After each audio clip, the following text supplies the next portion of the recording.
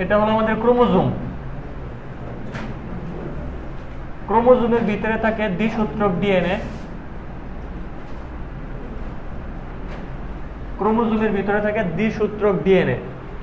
এই ডিএনএ এর একটু পার্ট বা টুকরাকে আমরা বলি জিন। ডিএনএ এর টুকরা বা একটা ছোট একটা পার্টকে আমরা জিন বলবো।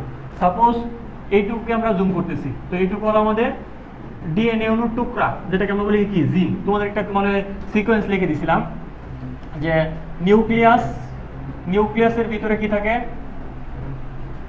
নিউক্লিয়াসের ভিতরে কি থাকে, ক্রোমোজোম, ক্রোমোজোম থাকে। ক্রোমোজোমের ভিতরে থাকে ডিএনএ, ডিএনএ এর ভিতরে কি থাকে, জিন। তো জিনের সংজ্ঞা এরকম, জিন হলো ডিএনএ অণুর একটা খণ্ডাংশ। জিন কি, ডিএনএ অণুর টুকরা বা খণ্ডাংশ, একটা খণ্ডাংশ বা টুকরাকে আমরা জিন বলি। আচ্ছা, তো এই যে এইটুকু আমাদের একটা জিন, তো এইটুকুকে ধরো আমি জুম করতেছি, আরো এইটুকুকে আমি জুম করতেছি, এই টুকরাটা, এই টুকরাটার মধ্যে এখানে কতগুলো সিকোয়েন্স লেখা থাকে, কতগুলো সিকোয়েন্স লেখা থাকে, কথা বলবো না, কতগুলো সিকোয়েন্স লেখা থাকে এরকম।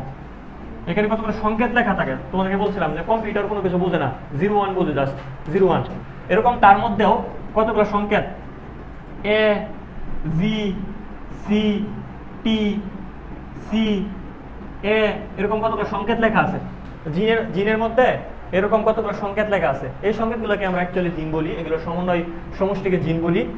তো ধরো এই তিনটা, কোন তিনটা, ধরো এই তিনটাকে আমরা ধরলাম জি, সি, টি, এইটুকু একটা জিন, অ্যাকচুয়ালি এটাকে কোডন বলে, আমরা ধরে নিলাম এটা আমাদের নর্মাল জিন, এইটুকু হলো আমাদের নর্মাল, এটা নর্মাল পজিশন, নর্মাল।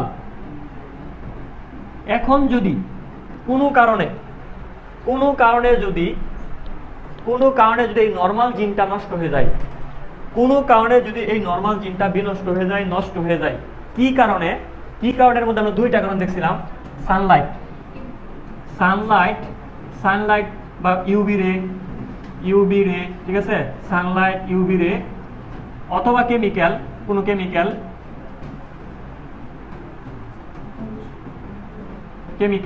যেরকম ফর্সা হওয়ার জন্য কি ক্রিম মাখে, এই ক্রিমের মধ্যে কিন্তু কি ক্যান্সারের জীবাণু থাকতে পারে, এটা একটা কেমিক্যাল। এই কেমিক্যালের কারণে, এই কেমিক্যাল, সানলাইট, এগুলার কারণে, এগুলা যখন এই কোষের জিনের মধ্যে পড়ে, এই নর্মাল জিনটা তখন নষ্ট হয়ে যায়, ঠিক আছে, নষ্ট হয়ে যায়। কি হয়ে যায়, ধরো এখানে নর্মালের মধ্যে ছিল জি, সি, টি, এইখানে ধরো অন্য কিছু আইসা পড়ছে, জি, টি, টি আইসা পড়ছে, ধরো জি, টি, টি আইসা পড়ছে, তার মানে কি তথ্য কিন্তু চেঞ্জ হয়ে গেছে। জি, সি, টি যা তৈরি করতো, জি, টি, টি কিন্তু তা তৈরি করবে না, অন্য কিছু তৈরি করবে। তো এটা কিন্তু এখন কি নষ্ট হয়ে গেছে, এটা কি নষ্ট। আগেরটা ছিল নর্মাল, নষ্ট হয়ে গেল। কেন নষ্ট হইলো? এই দুইটা জিনিসের কারণে। অন্যান্য আরো জিনিস আছে, এই দুইটার প্রভাবে কোষের জিনটা নষ্ট হয়ে গেছে। তাহলে এটা হলো আমাদের নষ্ট জিন। পরিবর্তিত জিন বা নষ্ট জিন, এইটুকু আমাদের কি নষ্ট জিন। এই যে ছিল জিসিটি, হয়ে গেছে জিটিটি, তার মানে এইটুকু হলো আমাদের নষ্ট, এটা নষ্ট জিন। আর আগেরটা ছিল কি নরমাল জিন। কেন নষ্ট হয়েছে? এগুলোর কারণে। এই যে দেখো, নষ্ট হয়ে গেলে, জিন নষ্ট হয়ে গেলে, ডিএনএ সিকোয়েন্সটা নষ্ট হয়ে গেলে, ডিএনএ সিকোয়েন্সটা এলোমেলো হয়ে গেলে, এটাকে আমরা বলি কি জানো? মিউটেশন। হ্যাঁ, মিউটেশনের মানে বলে দিয়েছিলাম permanent change in DNA sequence. Permanent change in DNA sequence is called mutation. তো মিউটেশন কেন ঘটে? এগুলার কারণে। এগুলা কেমিক্যাল হইতে পারে, বিভিন্ন রে হইতে পারে, ঠিক আছে, বিভিন্ন রে, কেমিক্যাল, এগুলার কারণে মিউটেশন ঘটে। মিউটেশন যারা জেনারেট করে, কারা? এই যে এরা, যারা মিউটেশন জেনারেট করে, আমরা এখানে দুইটা লিখছি, আরো আছে, যারা মিউটেশন জেনারেট করে তাদেরকে আমরা বলি মিউটাজেন। মিউটাজেন মানে যারা মিউটেশন জেনারেট করে। এখানে আমরা দুইটা মিউটাজেনের নাম দেখছি, যেগুলো কেমিক্যাল অথবা কি কোনো রে, এগুলার কারণে মিউটেশন ঘটে। মিউটেশন কি? ডিএনএ এর সিকোয়েন্সের চেঞ্জ হওয়া, এটাকে মিউটেশন বলে। এই যে এটা কিন্তু মিউটেশন প্রসেসের ফলে নষ্ট জিন হয়ে গেছে। আচ্ছা, এটা নষ্ট জিন, অথবা এই যে নষ্ট জিন, এটা পরবর্তীতে ক্যান্সারের দিকে যাবে। উল্টাপাল্টা তথ্যের কারণে সে ক্যান্সার তৈরি করতে পারে, অথবা উল্টাপাল্টা তথ্যের কারণে P50 নষ্ট হয়ে যেতে পারে, ডিফেক্টিভ হয়ে যেতে পারে। এটাকে আমরা বলবো অঙ্কোজিন। অঙ্কোজিন, কারণ এই জিন দ্বারা পরবর্তীতে ক্যান্সার হতে পারে। অঙ্কোজিন, ঠিক আছে, এটা দ্বারা ক্যান্সার হতে পারে পরবর্তীতে। এই অঙ্কোজিন ক্যান্সার সৃষ্টি করতে পারে, ক্যান্সার তৈরি করতে পারে। ক্যান্সার এই অঙ্কোজিন দ্বারা কি তৈরি হবে? ক্যান্সার তৈরি হতে পারে। তো জেনেসিস মানে তৈরির প্রক্রিয়া, তোমাকে বলছিলাম জেনেসিস। তো এই যে ক্যান্সার তৈরি, অঙ্কোজিন দ্বারা যদি ক্যান্সার তৈরি হয় ওটাকে বলবো আমরা অঙ্কোজেনেসিস। অঙ্কোজেনেসিস, সিস মানে তৈরি, জেনেসিস মানে তৈরির প্রক্রিয়া, অঙ্ক মানে ক্যান্সার। তাহলে ক্যান্সার তৈরির প্রক্রিয়াকে বলা হয় অঙ্কোজেনেসিস। ক্যান্সার যে জিনের জন্য হয় তাকে বলা হয় অঙ্কোজিন। আর এই অঙ্কোজিন কই থেকে আসছে? আগে একটা নরমাল জিন ছিল, ওইটাতে মিউটেশন ঘটার ফলে অঙ্কোজিন আসছে। মিউটেশন কেন ঘটলো? মিউটাজেনের কারণে। মিউটাজেন কি? যারা মিউটেশন জেনারেট করে। মিউটা মানে মিউটেশন, জেন মানে জেনারেট। জেনারেট মানে কি বলতো? তৈরি করা। জেনারেট মানে তৈরি করা। যারা মিউটেশন জেনেসিস করে বা জেনারেট করে তাদেরকে বলে মিউটাজেন। মিউটাজেন কারা কারা? রে কেমিক্যাল, এরা মিউটাজেন। এরা কোষের মধ্যে পড়লে নরমাল জিনটা নষ্ট হয়ে যায়, এটাকে বলা হয় সিকোয়েন্সের পরিবর্তন হয়ে যায়, এটাকে বলা হয় মিউটেশন। মিউটেশনের ফলে যে নষ্ট জিনটা এটাকে বলা হয় অঙ্কোজিন। এই অঙ্কোজিন ক্যান্সার তৈরি করতে পারে, এটাকে বলে, যে প্রক্রিয়ায় ক্যান্সারটা তৈরি করে তাকে বলে অঙ্কোজেনেসিস। এই চারটা ওয়ার্ড প্যাচ লাগে, এই চারটা ওয়ার্ড তোমাদেরকে কষ্ট দিবে। মিউটাজেন, মিউটেশন, অঙ্কোজিন, অঙ্কোজেনেসিস। আর অঙ্ক শব্দের তো ক্যান্সার, গত ক্লাসে পড়াইছি। অঙ্ক শব্দের তো কি? ক্যান্সার। এই চারটা ওয়ার্ড আমি আশা করি তুমি ব্যস্ত থাকবে না। মিউটেশন কেন ঘটে? মিউটাজেনের কারণে। মিউটেশন কি? ডিএনএ এর সিকোয়েন্সে চেঞ্জ। ডিএনএ এর সিকোয়েন্সে change is called mutation. Mutation কেন ঘটে? মিউটাজেনের কারণে। মিউটেশন ঘটার ফলে যে জিনটা, নষ্ট জিনটা তৈরি হয়, পরিবর্তিত জিনটা তৈরি হয়, তার নাম হচ্ছে অঙ্কোজিন। এই অঙ্কোজিন দ্বারা পরিবর্তিত ক্যান্সার তৈরি হয়, ওইটাকে বলা হয় অঙ্কোজেনেসিস। তাহলে অঙ্কোজেনেসিস প্রক্রিয়ায় ক্যান্সার তৈরি হয় অঙ্কোজিনের সহায়তায়। অঙ্কোজিন হইছে নষ্ট জিন, যেটা মিউটেশনের কারণে হয়েছে। মিউটেশন কেন হয়েছে? মিউটাজেনের কারণে হয়েছে। আর মিউটাজেন কারা কারা? যে কোনো রে, কিছু স্পেশাল রে এন্ড কেমিক্যাল, বিভিন্ন কেমিক্যাল। এই কেমিক্যাল মাছেও থাকতে পারে বা ফসা হওয়া ক্রিমে থাকতে পারে, অথবা দেখবা যে ওই যে অনেকেই ইয়ার কাজ করে, পাথরের কাজ করে, পাথর ভেঙে ভেঙে তারা কিছু একটা বানায়, অথবা পাটার কাজ করে। ওই উপাদানগুলোর মধ্যে বিভিন্ন ভারী পদার্থ থাকে, বিভিন্ন ভারী পদার্থ, ভারী ধাতু থাকে, ঠিক আছে, ভারী ধাতু থাকে। ওই ভারী ধাতুর কারণেও কিন্তু কারো ক্যান্সার হতে পারে। তাহলে ওই ভারী ধাতুগুলো কি হিসেবে কাজ করবে বলতো? মিউটাজেন। তারা কিন্তু মিউটাজেন হিসেবে কাজ করবে। এই যে কোনো পদার্থ আমাদের শরীরের ডিএনএ সিকোয়েন্স যদি চেঞ্জ করে ফেলে, ওই পদার্থকে আমরা মিউটাজেন বলবো। তাহলে ওই যে ভারী পদার্থ, ওই পাথর বাংলা যে পদার্থটা আমার শরীরে ঢুকে, নিঃশ্বাসের সাথে ঢুকে, ওইটা কিন্তু তাহলে মিউটাজেন। অর্থাৎ মিউটেশন ঘটানোর জন্য দায়ী যেসব পদার্থ তাদেরকে আমরা বলবো কি? মিউটাজেন। মিউটাজেন মিউটেশন জেনেসিস করে, জেনারেট করে, ঠিক আছে। তাহলে চারটা ওয়ার্ড আমি আশা করি তোমাদের আর পেস লাগবে না। পরবর্তীতে আমরা চলে যাব আমাদের পড়া, সেটা কি ছিল? সেটার মধ্যে মানে কোষের মৃত্যু লেখা আছে। কোষের মৃত্যু, সেল ডেথ। পরবর্তী টপিক কোষের মৃত্যু, সেল ডেথ। মনে রাখবা এই কোষের মৃত্যু এটা দুই ভাবে হইতে পারে। একটা আপনা আপনি, এই একটা মৃত্যু হবে আপনা আপনি, মানে তুমি কিছু করো না করো একটা কোষ আপনা আপনি মারা যাবে কিছুদিন পর পর। যেরকম আরবিসি 120 দিন পর পর আপনা আপনি মারা যায়, এরকম তুমি কিছু করো বা না করো কিছু কিছু কোষ আপনা আপনি মারা যাবে। এটা ভালো, এটা কিন্তু খারাপ না, ঠিক আছে। যেরকম গাছ কি করে? প্রসাধন করে। প্রসাধন, মূল দিয়ে পানি তুলতেছে, আবার পাতা দিয়ে এসে বের করে দিতেছে। যদি বের না করতো তাহলে সে কিন্তু মারা যেত। যেরকম আমরা খাবার খাই, খাবার খাইতেছি, বাট যদি আমাদের কি ওই অনেক সময় কি হয়? কোষ্ঠকাঠিন্য হয়, ঠিক আছে, মল বের হয় না, ওইটা কিন্তু কি? খারাপ। ধরো খাইতেছি আর বের হইতেছে না, খাবার আর বের হইতেছে না, অপচাংশ বের হইতেছে না, এটা কিন্তু খারাপ। তো এই কোষের মৃত্যু কিন্তু ক্ষেত্র বিশেষে ভালো। কিরকম ভালো আমি একটু পরে দেখাইতেছি। দেখো আমাদের যে তোমার অন্ত্র আছে, ক্ষুদ্রান্ত বলো বা বৃহদান্ত বলো, এই অন্ত্রের যে প্রাচীরের কোষগুলো আছে, অন্ত্রের যে প্রাচীরের কোষগুলো আছে, এই অন্ত্রের প্রাচীরের কোষগুলো কিন্তু প্রতিনিয়ত বিষাক্ত দ্রব্যের সম্মুখীন হয়। ধর আমাদের খাবারের সাথে সাথে সবকিছু যে ভালো থাকে বিষয়টা এরকম না। আমের সাথে ফরমালিন, অমুকের সাথে খারাপ জিনিস, ঠিক আছে, খারাপ জিনিস আমাদের অন্ত্রে, পাকস্থলীর পরে অন্ত্রে যেতেছে। তো এই যে কোষটা যে আছে, এই অন্ত্রে যে খারাপ জিনিসটা ঢুকছে, ধরো আমের সাথে, আমের কেমিক্যালের সাথে বা কলার কেমিক্যালের সাথে, তরমুজের কেমিক্যালের সাথে যে খারাপ জিনিসটা ঢুকছে, এইটা কিন্তু ডিএনএ তে চেঞ্জ করে দিবে। ডিএনএ সিকোয়েন্সটা কি করে দিবে? চেঞ্জ করে দিবে। তাহলে বলো তো এই আমের উপাদানটাকে আমরা কি বলবো? মিউটাজেন, তাই না? এটাকে বলবো কি মিউটাজেন, মিউটাজেনিক এলিমেন্ট, মিউটাজেনিক পদার্থ। এটা ডিএনএটা চেঞ্জ করে দিতে পারে। ডিএনএ চেঞ্জ করে দিলে আমরা পরে দেখছি যে কি ক্যান্সার হইতে পারে। তো আমি কি করব, যখনই এটা আসবে বা এটা আসার আগেই এটাকে আমরা রিপ্লেস করে ফেলবো, মানে এটাকে নষ্ট করে ফেলবো, এই কোষটাকে মাইরা ফেলবো এবং এই জায়গায় নতুন নতুন কোষ দিব। তো নরমালি 7 থেকে 14 দিন পর পর, 7 থেকে 14 দিন পর পর এই যে আমাদের অন্ত্রের যে আবরণীর কোষগুলো আছে, এপিথেলিয়াল সেলগুলো আছে, এগুলো কিন্তু 7 থেকে 14 দিন পর পর নতুন কোষ দ্বারা প্রতিস্থাপিত হয়, মানে পুরাতন কোষ নষ্ট হয়ে যায়, এখানে নতুন কোষ আসে। তাহলে সুবিধাটা কি পাই, এই যে বিভিন্ন বিষাক্ত পদার্থ প্রতিনিয়ত আসতেছে, এইগুলা যাতে এখানে ক্যান্সার তৈরি করতে না পারে। এটা মারা যেতেছে, নতুন আরেকজন আসতেছে, হ্যাঁ আবার ও মারা যেতেছে, আবার নতুন আসতেছে, তাহলে এখানে ক্যান্সার প্রসেস হওয়ার সুযোগটা পাইতেছে না। যদি এখানে স্থায়ী থাকতো 2 বছর 3 বছর এই কোষটা এখানে থাইকে যেত, তাহলে কিন্তু ক্যান্সার হওয়ার পসিবিলিটি বাইরে যেত। তাহলে এই কোষটাকে মারা বা এই কোষটা মরে যাওয়া প্রয়োজন, এই কোষটা মরে যাওয়া প্রয়োজন। তো আমরা পড়তেছিলাম কোষের মৃত্যু, একটা মৃত্যু এটা কোষের বা দেহের কল্যাণের জন্য হয়, একটা মৃত্যু দেহের কল্যাণের জন্য হয়, এটাকে আমরা বলি অ্যাপপ্টোসিস।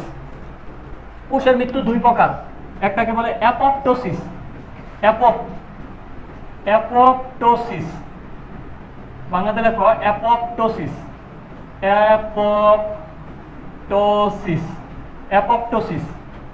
আরেকটাকে বলে নেক্রোসিস, নেক্রোসিস, ঠিক আছে, নেক্রোসিস, নেক্রোসিস। মনে রাখবা কল্যাণকর মৃত্যু মানে যে মৃত্যুটা ভালো, যে মৃত্যুটা আপনা আপনি, এই অ্যাপপ্টোসিস মনে রাখবা, অ্যাপপ মানে আপনা আপনি, এটা মনে রাখবা আপনা আপনি মৃত্যু, আপনা আপনি মৃত্যু, আপনা আপনি মৃত্যু, এটা কোষের কল্যাণের জন্য মরে। এই আপনা আপনি মৃত্যু হইছে কোষের কল্যাণে, আমি জাস্ট এখানে কল্যাণ লিখে রাখলাম, মানে দেহের কল্যাণে, দেহের কল্যাণ, দেহের ভালোর জন্য কোষগুলো মারা যায়, এটাকে বলে অ্যাপপ্টোসিস। আচ্ছা, যেরকম আমরা নতুন জিনিস আনলে পুরাতন জিনিসকে ফালাই দেই, এরকম, ঠিক আছে, নতুন বই নতুন ক্লাসে উঠছে মানে কি আর পুরাতন বইগুলা বা পুরাতন খাতার দরকার নাই, এরকম। আপনা আপনি মৃত্যু, কোন কোষ আপনা আপনি মারা গেছে, তুমি তাকে জোর করে মারো নাই, তুমি ঘুমায় থাকো, খাবার খাও না খাও, যাই কিছু করো, সে তার মতো সে মারা যাবে, এটা তুমি কন্ট্রোল করবে না, সে আপনা আপনি মারা গেছে। এখন যদি এমন হইতো যে তোমার হাতে অ্যাসিড পড়ছে, তাহলে যেখানে অ্যাসিড পড়ছে ওই কোষগুলো মারা যাবে, যেখানে অ্যাসিড পড়ছে ওই কোষগুলো কি মারা যাবে, এটা কিন্তু আপনা আপনি মৃত্যু না, এটা কোনো একটা কজের কারণে সে মারা গেছে। তো যেগুলো আপনা আপনি, যেরকম আরবিসি 120 দিন পর মারা যায়, তুমি ঘুমায় থাকো জাগ্রত থাকো, এটা আপনা আপনি 120 দিন পর সে মারা যাবে, এটাকে তুমি থামাইতে পারবে না। যে মৃত্যু নিজে নিজে থামানো যায় না, ওটাকে বলে অ্যাপপ্টোসিস। আরবিসি 120 দিন পর মারা যায়, এটা অ্যাপপ্টোসিস। বাট হাতের মধ্যে অ্যাসিড পড়ছে, বিষ খাইছে, কেউ বিষ খাইছে, বিষ খাওয়ার পরে তার পাকস্থলী পুড়ে গেছে, সাপোজ ধরো পাকস্থলী 2-1টা কোষ করে কিছু কোষ করে গেছে, ওই যে কোষগুলো যে মারা গেছে, এটা কিন্তু অ্যাপপ্টোসিস না, এটা নেক্রোসিস। কারণ এটা কৃত্রিমভাবে ঘটছে, যদি বিষ না দিত, অ্যাসিড না দিত, অ্যাসিড না পড়তো, বিষ না পড়তো কোষের মধ্যে, তাহলে সে কিন্তু মারা যেত না। এটা কিন্তু আপনা আপনি মরে নাই, এটা কোনো একটা কজের কারণে মরছে। যদি কোনো কজের কারণে মরে, ওইটাকে আমরা বলবো নেক্রোসিস। আর যদি কোনো জিনিস একটা আপনা আপনি মারা যায়, সেটাকে বলবো আমরা অ্যাপপ্টোসিস। যেরকম এটা কি পুষ্টির অভাবে মারা যেতে পারে, এই যে নিউট্রিশন, নেক্রোসিস থেকে আমরা নিউট্রিশন, পুষ্টির অভাবে কোনো কিছু মারা যেতে পারে। পুষ্টির অভাবে যদি কোষ মারা যায়, ধর পুষ্টিকর খাবার না খাওয়ার কারণে কোষ মারা গেছে, পুষ্টির অভাব পড়ছে কোষের মধ্যে, যদি পুষ্টির অভাব না পড়তো সে কিন্তু মারা যেত না, তার মানে এটা কিন্তু স্বাভাবিক না, এটা স্বাভাবিক। অ্যাপপ্টোসিস স্বাভাবিক ডেথ, স্বাভাবিক কল্যাণকর, এই কথাগুলো অ্যাপপ্টোসিস হতে যাবে, এটা স্বাভাবিক ডেথ, নরমাল ডেথ, এটা হচ্ছে অ্যাবনরমাল। পুষ্টির অভাব না পড়লে কিন্তু মারা যেত না, পড়ছে মানে এটা কিন্তু কি নরমাল না, এটা অ্যাবনরমাল। আবার অ্যাসিড খার এগুলা এক জায়গায় মধ্যে পড়ে কোনো একটা সেল মারা গেছে, অথবা অক্সিজেনের ঘাটতিতে, অক্সিজেনের অভাবে একটা কোষ মারা গেছে। অক্সিজেনের ঘাটতি না পড়লে কিন্তু সে মারা যেত না, অক্সিজেনের ঘাটতি পড়ছে সে মারা গেছে। তারপর বলতে পারো যে দুর্ঘটনা ঘটছে, ধরো তোমার হাতের উপরে খাইছো, তুমি কোনো একটা চাপা খাইছো বা অ্যাক্সিডেন্ট হয়েছে, দুর্ঘটনা ঘটছে, তো দুর্ঘটনার কারণে কোনো একটা কোষ মারা গেছে, দুর্ঘটনার কারণে মৃত্যু, এই সবগুলো কিন্তু নেক্রোসিস, কোনোটাই কিন্তু আপনা আপনি মরে নাই, কোষ নিজে নিজে মরে নাই। কোষ নিজে নিজে মরলে, আপনা আপনি মরলে সেটাকে অ্যাপপ্টোসিস বলবো। আর কোষ যদি নিজে নিজে না মরে, অন্য কোনো বহিরাগত কজ তাকে মারে, অন্যে মারছে, এটা হচ্ছে সুসাইড, বুঝছো, এটা হচ্ছে সুসাইড। অ্যাপপ্টোসিস সুসাইড, আপনা আপনি মারা গেছে। আর এটা হচ্ছে কিলিং, মানে এটা মারছে, মার্ডার, এটা হচ্ছে মার্ডার। পুষ্টি যদি দিতা তাহলে সে মারা যেত না, অ্যাসিড খান না পড়লে সে মারা যেত না, দিস তার মানে কি মার্ডার, অক্সিজেনের ঘাটতি না পড়লে সে মারা যেত না, ঘাটতি তার মানে কি এটা কৃত্রিম, এটা মার্ডার, দুর্ঘটনা, এটা মার্ডার। আচ্ছা, পুষ্টির অভাবে মৃত্যু, অক্সিজেনের অভাবে মৃত্যু, দুর্ঘটনার কারণে মৃত্যু, তারপর আমরা বলতে পারি খাদ্যের অভাবে মৃত্যু, খাদ্যের অভাবে মৃত্যু, এই সবগুলা নেক্রোসিসের উদাহরণ। তোমাকে বলবে খাদ্যের অভাবে মৃত্যুকে কি বলা হয়, নেক্রোসিস নাকি অ্যাপপ্টোসিস? উত্তর হবে নেক্রোসিস। আর এই যে অ্যাপপ্টোসিস, এই অ্যাপপ্টোসিসকে উপাধি দেওয়া হয় জিন নিয়ন্ত্রিত মৃত্যু। জিন নিয়ন্ত্রিত, জিন নিয়ন্ত্রিত কেন বলছে? কারণ তুমি কিন্তু তাকে কোনো কজ দ্বারা মারতেছো না, সে আপনা আপনি মারা যেতেছে। এখন সে কেন আপনা আপনি মারা যেতেছে? কারণ তার জিনের মধ্যে লেখা আছে তুমি এতদিন পর মারা যাবা, তার লাইফ টাইম ওই জিনের মধ্যে লেখা ছিল আগে থেকেই। তাহলে জিন নিয়ন্ত্রিত মৃত্যু, ইংরেজিতে এটাকে বলে জেনেটিক্যালি ডেথ। আর এটা কিন্তু পূর্ব নির্ধারিত। তুমি কিন্তু জানো একটা আরবিসি 120 দিন পর মারা যাবে, তার মানে কিন্তু পূর্ব নির্ধারিত। বাট আমি যে দুর্ঘটনার কারণে আমার আঙ্গুলের কোষ মারা যাবে, এটা কি পূর্ব নির্ধারিত না, এটা অ্যাক্সিডেন্ট, বুঝছো? তাহলে পূর্ব নির্ধারিত মৃত্যু যদি বলে, পূর্ব নির্ধারিত মৃত্যু, এটা আমরা বলবো অ্যাপপ্টোসিস। কারণ পূর্ব নির্ধারিত মৃত্যুটাই অ্যাপপ্টোসিস। আমরা কোন কোষ মারা যাবে, অন্ত্রের কোষ 7 থেকে 14 দিন পর মারা যাবে, এটা কিন্তু আগে থেকে নির্ধারিত। হ্যাঁ, অন্ত্রের কোষ, অথবা দেখবো আমরা যখন করি, তোমার জন্মগ্রহণ করি, ভ্রূণ অবস্থায় থাকি, তখন 5টা আঙ্গুল একসাথে জয়েন্ট থাকে একটা চামড়া দ্বারা বা একটা পর্দা দ্বারা। এই আঙ্গুলগুলা মাঝখানে এরকম সেপারেশন নাই, এরকম জয়েন্ট ছিল একটা পর্দা দ্বারা, আমরা র্যাপিং করে দিলাম, সবগুলো আঙ্গুলকে র্যাপিং করে দিলাম, বুঝছো? তাহলে এই কোষগুলো যদি, এই কোষগুলো মারা যাওয়ার কারণে কিন্তু আমরা কি এখন কোনো কিছুকে ধরতে পারছি ভালো করে। যদি এরকম থাকতো অনেক আঙ্গুল দেখবো দুইটা একসাথে আছে, দুইটা একসাথে লাগে আছে অনেক আঙ্গুল ব্যতিক্রমী ক্ষেত্রে, ঠিক আছে? তো এইখানে কোষগুলো মারা গিয়ে কিন্তু আমাদের উপকার হয়েছে। তো কোষের মৃত্যু অ্যাপপ্টোসিস, এটা কিন্তু কল্যাণকর। তো আরবিসির 120 দিন পর মারা যাওয়া, তারপর ব্রণের সময় যে এখানে তোমার পর্দা ছিল, ওই পর্দাটা মারা গেছে, এটাও অ্যাপপ্টোসিস। আরবিসি 120 দিন পর মারা গেছে, এটা কিন্তু অ্যাপপ্টোসিস। হ্যাঁ, এগুলো আপনা আপনি মৃত্যু, তুমি কিন্তু মারো নাই, বাহ্যিক কোনো কজ কিন্তু তাকে মারে নাই, বুঝছো? সে আপনা আপনি মারা গেছে, আপনা আপনি নষ্ট হয়ে গেছে। আপনা আপনি মারা গেলে সেটা হচ্ছে অ্যাপপ্টোসিস। আর কোনো কজের কারণে যদি মারা যায় সেটা হবে কি, নেক্রোসিস। এখান থেকে এই এমসিকিউ আসবে, এটা সিক্রেট টপিক না। আরেকটা কথা মনে রাখবা, এই যে অ্যাপপ্টোসিস প্রসেস, এটা সিস মানে প্রক্রিয়া, প্রক্রিয়া মানে প্রসেস, অ্যাপপ্টোসিস প্রসেস। এই অ্যাপপ্টোসিস প্রসেসকে কন্ট্রোল বা নিয়ন্ত্রণ করে যে অঙ্গাণু, তার নাম হচ্ছে মাইটোকন্ড্রিয়া। আমরা জানি শক্তিকণ নামে একটা অঙ্গাণু আছে, তার নাম কি, মাইটোকন্ড্রিয়া। এই মাইটোকন্ড্রিয়া অ্যাপপ্টোসিস ক্রিয়া নিয়ন্ত্রণ করে। এটা আমরা প্রথমত যখন পড়ব ডিটেইলসে পড়ব যে অ্যাপপ্টোসিস ক্রিয়া সে কিভাবে নিয়ন্ত্রণ করে। এটা এই অধ্যায়ের পড়া না, সেটার মধ্যে লেখা আছে একদম লাস্টের লাইনে, কোষের মৃত্যুর লাস্টের লাইনে লেখা আছে অ্যাপপ্টোসিস ক্রিয়া নিয়ন্ত্রণ করে কে, মাইটোকন্ড্রিয়া। এটা এই অধ্যায়ের পড়া না, তো আমি এখানে লিখে দিছি, অ্যাপপ্টোসিস ক্রিয়া নিয়ন্ত্রণ করে মাইটোকন্ড্রিয়া। কোষের মৃত্যু 2 প্রকার, এটা এমসিকিউ আসছে বোর্ড পরীক্ষায়। কোষের মৃত্যু কয় প্রকার? অ্যাপপ্টোসিস, নেক্রোসিস। নেক্রো শব্দের অর্থ তোমার মেডিকেলের ভাষায়, এটা এখানে লাগবে না, শিখায় রাখতে আছে অতিরিক্ত। নেক্রো এটার মানে হচ্ছে তোমার পচন। নেক্রো শব্দের তো কি, পচন।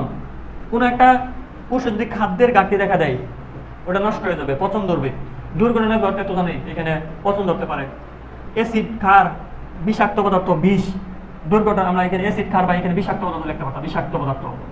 এইগুলা কারণে কিন্তু কি কোষে পচন ধরে বা কোষ মারা যায়। এই নেক্রো শব্দের অর্থ পচন। এটা কৃত্রিম উপায়ে হয়, আপনা আপনি হয় না, দুর্ঘটনার কারণে হয়, অ্যাক্সিডেন্টালি ডেথ। এটাকে অ্যাক্সিডেন্টালি ডেথ বলা যায়। ওটাকে বলা যায় জেনেটিক্যালি ডেথ। জিন নিয়ন্ত্রিত মৃত্যু, পূর্ব নিয়ন্ত্রিত মৃত্যু, জেনেটিক্যালি ডেথ, আপনা আপনি মৃত্যু, স্বাভাবিক মৃত্যু, ঠিক আছে? দেহের কল্যাণকর মৃত্যু, এই সবগুলো অ্যাপপ্টোসিস। আর পুষ্টির অভাবে মৃত্যু, ক্ষার, অ্যাসিড, বিষাক্ত পদার্থের মৃত্যু, অক্সিজেনের অভাবে মৃত্যু, তারপর খাদ্যের অভাবে মৃত্যু, দুর্ঘটনার কারণে মৃত্যু, এইগুলা নেক্রোসিস। তো আশা করি এখান থেকে আর প্যাচ লাগবে না, বা এখান থেকে সব পারবা। আর অ্যাপপ্টোসিস নিয়ন্ত্রণ করে কোন অঙ্গাণু? মাইটোকন্ড্রিয়া। মাইটোকন্ড্রিয়ার উপাধি কি? Power house of a cell. Power house of a cell, শক্তি ঘর। পরে ফ্রি নিউক্লিয়ার টপিক, মুক্ত নিউক্লিয়ার বিভাজন। মুক্ত নিউক্লিয়ার বিভাজন বা ফ্রি নিউক্লিয়ার ডিভিশন।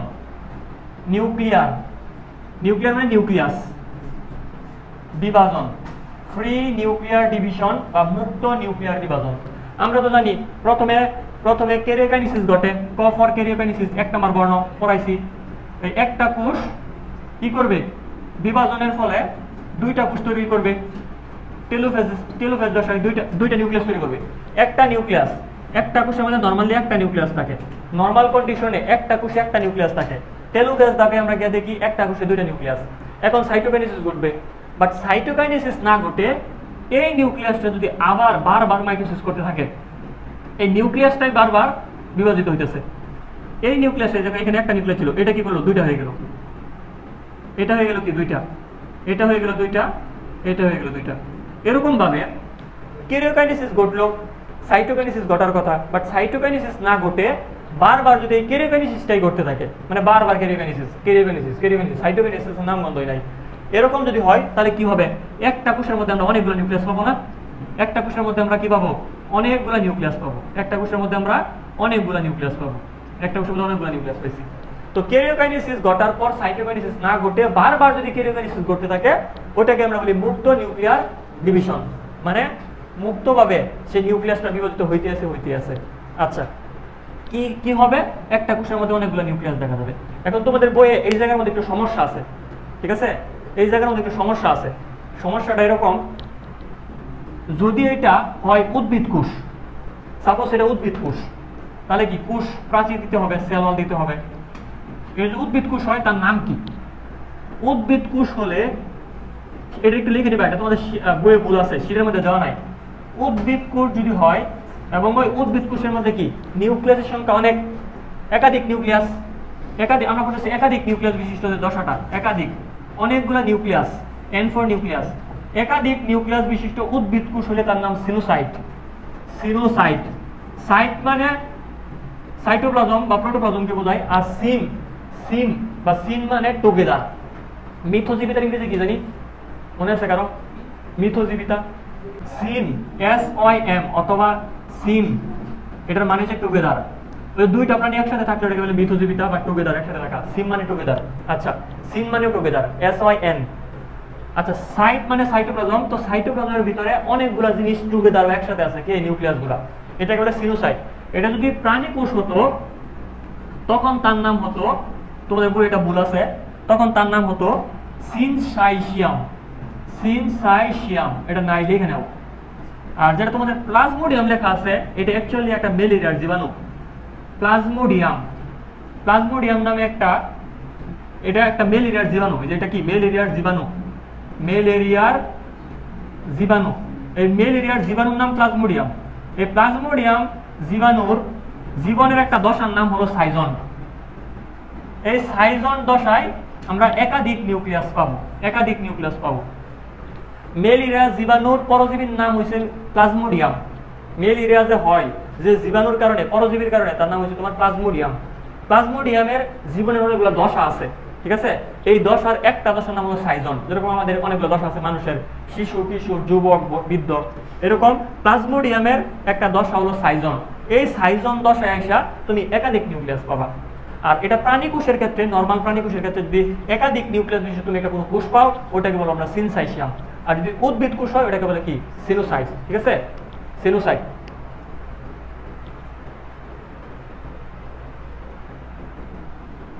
মুক্ত নিউক্লিয়ার ডিভিশন কাকে বলে? সংজ্ঞা আসবে খুবই সহজ।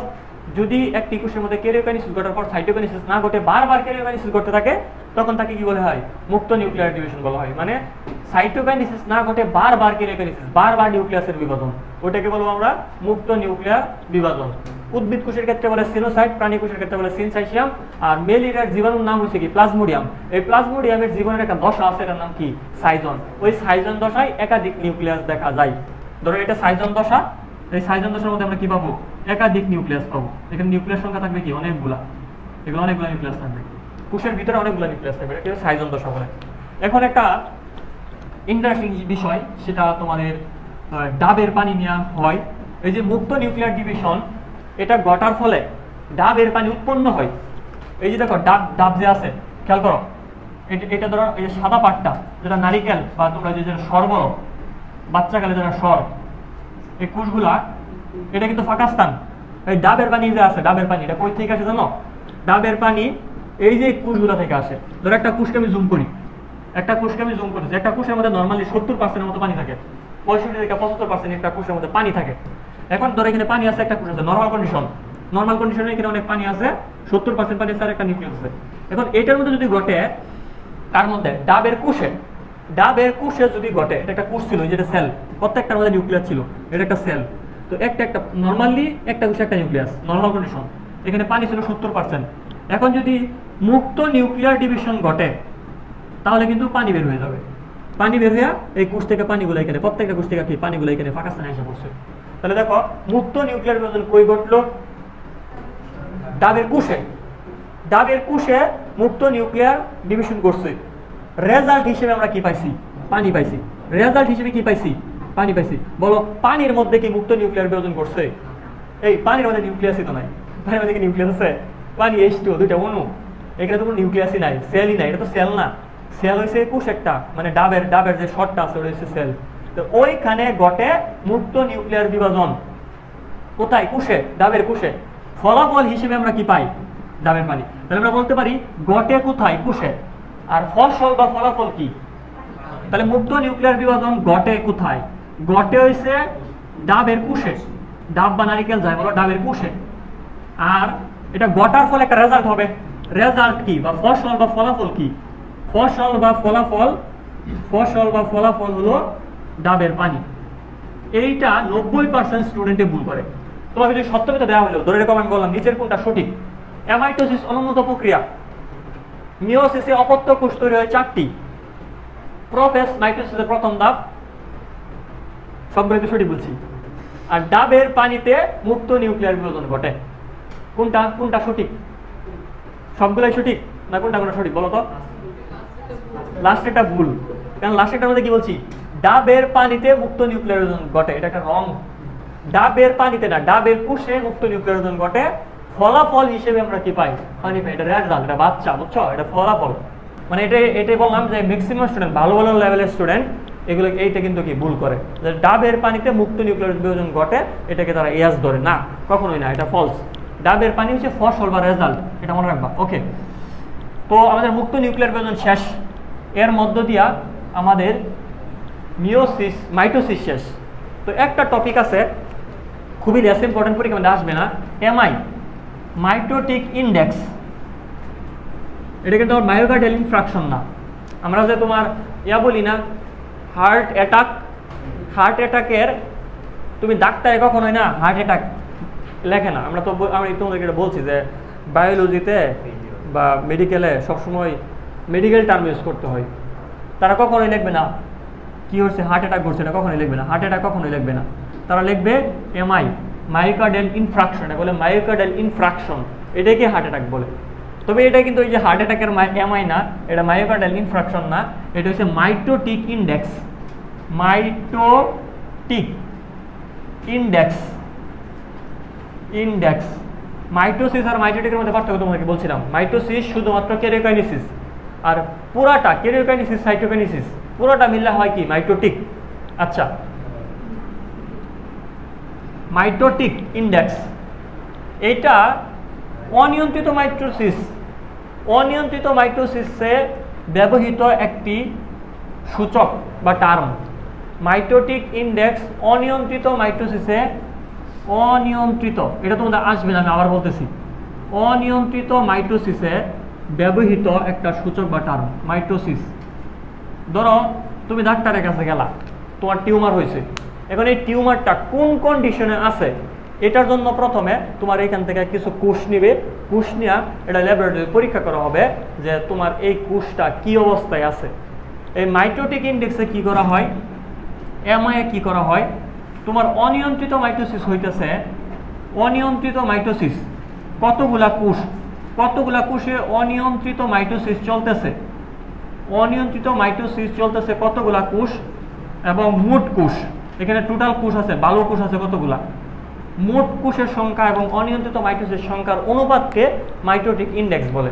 তো আমি কি করবো, আমি একজন ডাক্তার, ধরো আমি অঙ্কোলজিস্ট, তখন আমি কি করব, তার যে টিউমারটা হয়েছে বা ক্যান্সারটা হয়েছে এটা কোন কন্ডিশনে চলে গেছে। ধরো যদি অনিয়ন্ত্রিত মাইটোসিস কোষের সংখ্যা বেশি থাকে তার মানে সে খারাপ কন্ডিশনে চলে গেছে। হ্যাঁ, আমরা দেখব কোন কন্ডিশনে আছে, ওই কন্ডিশনটা বুঝিয়া, এটা একটা পরীক্ষা, এই টেস্ট দেখে আমরা বুঝবো তার ক্যান্সার বা টিউমারটা কোন পজিশনে, কোন স্টেজে আছে। কত হইতেছে? 0.5। আচ্ছা, আর এটার মধ্যে কি হইতেছে দেখো 0.1। তাহলে কোনটা খারাপ, এইটা কিন্তু খারাপ হবে। মান যত বেশি হবে তত বেশি খারাপ হবে। এখানে 50টা খারাপ কোষ, অনিয়ন্ত্রিত মাইটোসিস মানে কি খারাপ, বুঝছো? তাহলে যত বেশি খারাপ তত কন্ডিশন বেশি খারাপ। এটার মানটা কত হয়েছে সেই অনুযায়ী আমি চিকিৎসা করব, বুঝছো? মানটা কত হইতেছে সেই অনুযায়ী আমি চিকিৎসা করবো। যদি দেখি যে এইখানে তোমার 100 কোষ আছে, এখানে 90টাই খারাপ, তার মানে এটা গেছে, এর আর বাঁচানো সম্ভব না, তখন বলা হবে যে বাসায় নিয়ে যা খাইতে চাই তা খাওয়ান, ঠিক আছে? যা খাইতে চায় তা খাওয়ান, এর আর সম্ভব না। না, আর যদি কম থাকে, ধরো মানটা এরকম যে এখানে ধরো অনিয়ন্ত্রিত মাইটোসিসরত কোষের সংখ্যা টোটাল 8টা, তার মানে এরা কেমোথেরাপি, রেডিওথেরাপি দিয়ে কিন্তু একে সুস্থ করা যাবে। এখানে টিউমারটা এখন প্রাইমারি লেভেলে আছে, বিনাইন লেভেলে আছে, মেলিগন্যান্ট পর্যায়ে যায় নাই বা ক্যান্সারের পর্যায়ে যায় নাই। তো এই মানটা যত কম থাকবে তত ভালো।